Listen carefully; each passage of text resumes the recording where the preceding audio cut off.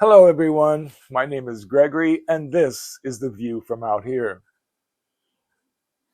I'm feeling a little better about justice in America today while watching the Genarlow Wilson case in Georgia unfold. You'll remember that Genarlow Wilson was the 17-year-old who had consensual oral sex with a 15-year-old girl several years ago and got sentenced to 10 years in prison for it. It appears that while Genarlow was incarcerated, the law in Georgia was changed because his case made it clear that 10 years was cruel and unusual punishment for a teenage indiscretion. Well, I guess so. First of all, the sex was consensual, and no one in the scenario was over 18 at the time, and no one is suggesting that either party was forced against their will to participate. In addition, young Genarlow isn't a thug or a criminal type. We don't know who the young woman is, and I can understand that. The young man is an honor student and a football hero at his high school. Now, of course, being a football player or a good student shouldn't excuse anyone from accountability for criminal activity. But in this case, I don't understand what the crime is. Shouldn't this have been an issue for both sets of parents or maybe a pastor or two rather than the police, much less the Georgia Supreme Court? I'm delighted that our legal system recognized how utterly insane this whole thing is, and I sincerely hope that young Wilson doesn't have to live with what goes with having to register as a sex offender for the rest of his life for this youthful indiscretion. Since the statute of limitations on my own indiscretion has long since expired, I can admit to having had sex before I was 18. Can I get a show of hands here? Not only was I not traumatized by it, I believe I may be a better, more balanced person having had the experience. It helped me come to know who I am. In my case, some of it was consensual too, and it was with another boy who was also not 18 yet. Now, looking back, if I had to make the same decision under the same circumstances today, I would. But our mature adult response to this incident is pointing up an issue that we in the United States steadfastly refuse to have an informed, intelligent, and rational discussion about. The idea of young people having sex is a discussion that we seem to only have with a knee-jerk, emotionally charged sense of fear and shame.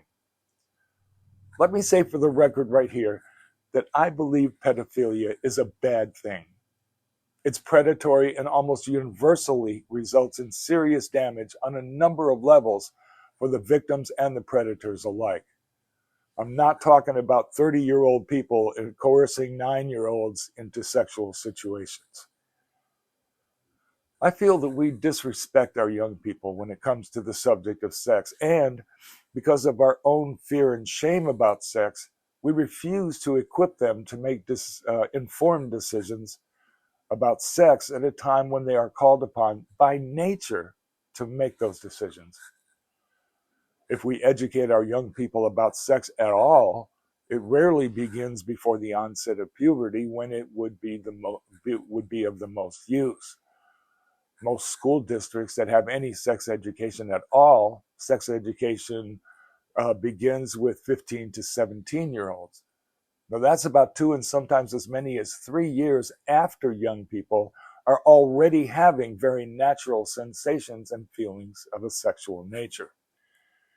In those few school districts where sex education is a part of the curriculum, the education is sorely incomplete because of the things teachers are not allowed to talk about.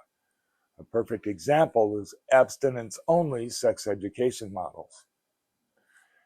You might remember what happened to U.S. Surgeon General Jocelyn Elders in the Clinton administration when she suggested that masturbation should be part of a balanced sex education model, and so should the use of condoms.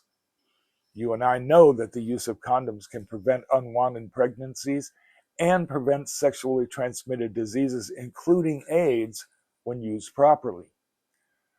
Right-wing morality thugs had a textbook meltdown at the very suggestion.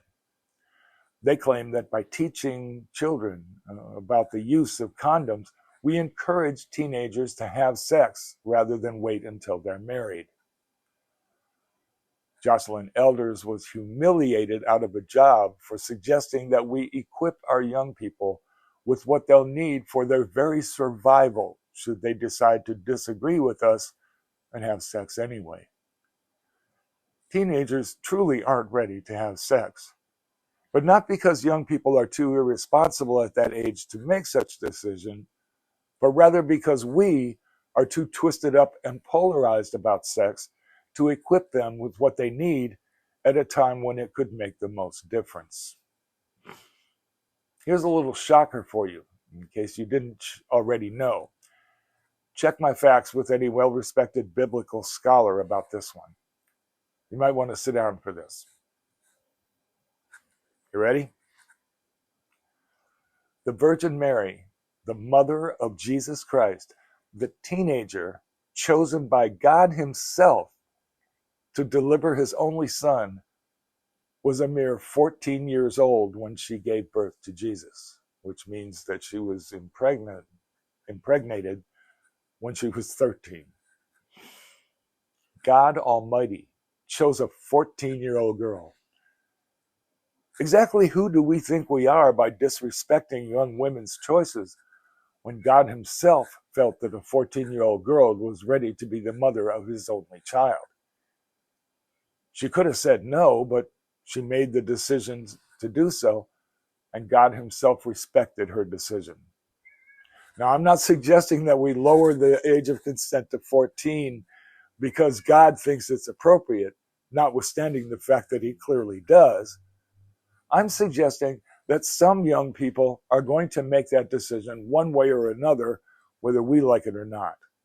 I just don't think that they should have to go to prison for 10 years if they make a decision that you and I wish they wouldn't. This, by the way, is Miss Thing, our executive producer. So far, all studies that I'm aware of say that abstinence-only sex education has the opposite effect to what is intended: increased teen pregnancy and increased sexually transmitted diseases, including HIV. When we teach our youth that abstinence is the only option, when they make any other decision, we have left them hanging out there twisting in the wind. That simply does not make sense and disrespects them as people. Which brings me back to young Genarlow Wilson. He got his sexual education the hard way because we didn't give him useful information to make informed decisions when he was called upon to make one. Whose fault is that? So, God bless America. Our system of justice got it right this time. Young Genarlow Wilson is not going to spend the next 10 years behind bars because someone in our system of justice did their job with courage, with honesty, and without political partisanship. And God bless young Genarlow Wilson for helping us open a rational discussion about our responsibilities to the education of our young people. Let's continue on this role of getting it right for once. Let's talk about this and have a little faith in how we have raised our children and respect their choices a little more. It has always puzzled me that it is technically a felony offense carrying a life sentence of registering as a sex offender and all that goes with it when a person who is 18 years and 1 minute old has consensual sex with another person who is 17 years, 11 months, 30 days, 23 hours, and 59 minutes old, yet it is completely legal if they do the very same act 2 minutes later. Maybe we can start to look at this situation on a case-by-case basis and make decisions in the same way we expect our kids to. I want to thank you for hanging in with me so far, and if you get anything out of watching the view from out here, please take a second to like and subscribe with the buttons below. Oh, and don't forget about my books, Basic Video Production, Everything You Need to Know to Make Video Like a Professional, and Searching for St. Germain, the true story of a gay Catholic orphan. I also wrote a new book for those of you thinking about starting your own YouTube channel.